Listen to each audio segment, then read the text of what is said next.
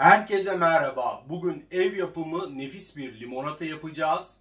Bardağı doldururken bile serinleyeceksiniz ve lezzetine de hayran kalacaksınız.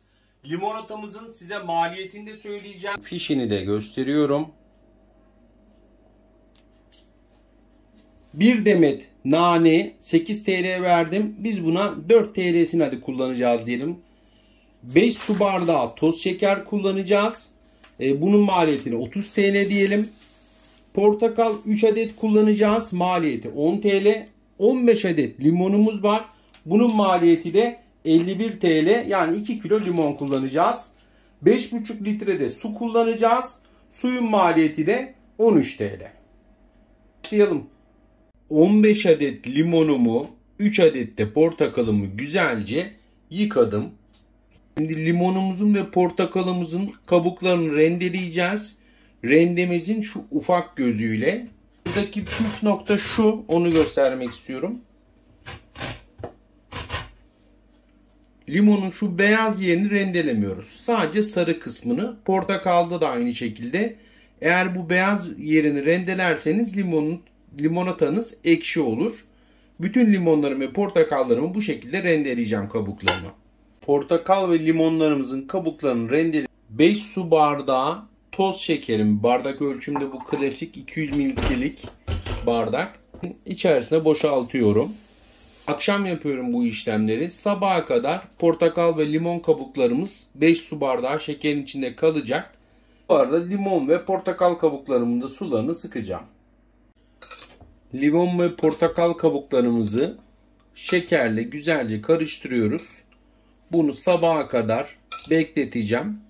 Sabahta kalktığım zaman güzelce karıştıracağım. Bu işlem çok önemli çünkü limonatamıza rengini verecek aşamalardan bir tanesi. Hem bu arada limon ve portakallarımızın da tüm limon ve portakal suyunu sıkıyorum. Akşamdan sabaha kadar limon portakal kabuklarımızı şekerde beklettik. Sabah da böyle ara ara kalktıkça da bunu güzelce karıştırdım. Bakın. Bu arada portakal ve limon böyle mağazadan aldığım temiz kumaşlar var. Ben onları hiç kullanmadan limonata torbası yapıyorum. Şimdi bunun içerisine hepsini bakın dolduruyorum. Biraz da limonun ve portakal suyundan içerisine koyuyorum. Şimdi bunu ilk başta tabii ki hepsi bir arada olduğu için sizi zorlayacak ama daha sonradan şeker eridikçe yumuşayacak bu. Bunu güzelce sıkıyorum bakın. Rengini görüyorsunuz. Tekrar edeceğim. Şöyle biraz da karıştırıyorum ki şekeri erisin. Şeker eridikten sonra bu ağırlık rahatlayacak zaten. Vallahi bir renk çıktık inanılmaz. Şimdi 5 litre temiz su kullanacağım. Bu şekeri de güzel eritmek için bunu sürekli içerisine doldurup sıkacağım. Şekeri de eriyecek. Rengini de son noktasına kadar limon ve portakal kabuklarını almış olacağız. Evet. Şimdi bunu katlıyorum. Bunu detaylı gösteriyorum ki hani siz de evinizde atlamadan yapabilin diye. Bakın.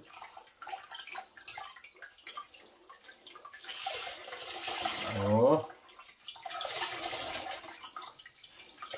Bakın ne oldu? Limonata torbası rahatladı.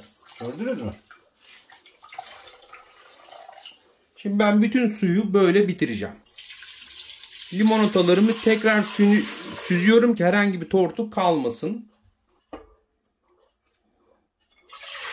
Rengi de bakıyorsunuz maşallah. Çok güzel çıktı. Şöyle de bir karıştırıyorum.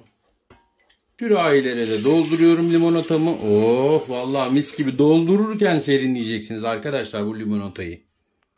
Buzdolabına yarım litre daha su eklemiştim. Toplam 5,5 litre.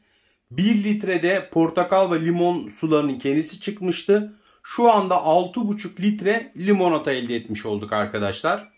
Limonatalarımız hazır. Ben içerisine nane de güzelce yıkadım. Koyuyorum. Buzdolabında bu şekilde soğutacağım. Çok daha lezzetli oluyor. Bardağınıza da koyabilirsiniz. Size kalmış.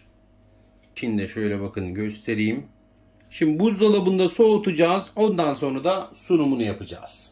Limonatamızı buzdolabında da soğuttuk. Sürahilerde gördüğünüz gibi istediğiniz zaman alıp içebilirsiniz. Bir de bardağımıza da dolduruyorum. İçine nane de ilave etmiştim. Gördüğünüz gibi sapsarı rengiyle harika gözüküyor. Buz gibi pastane usulü ev yapımı limonatamız hazır. Tabii bilirsiniz. Böyle 115 TL'ye 6,5 litre doya doya ev yapımı limonata içebileceksiniz. Hem lezzetiyle hem aromasıyla gerçekten vazgeçilmeziniz olacak. Herkes yemek yapabilir. Görüşmek üzere.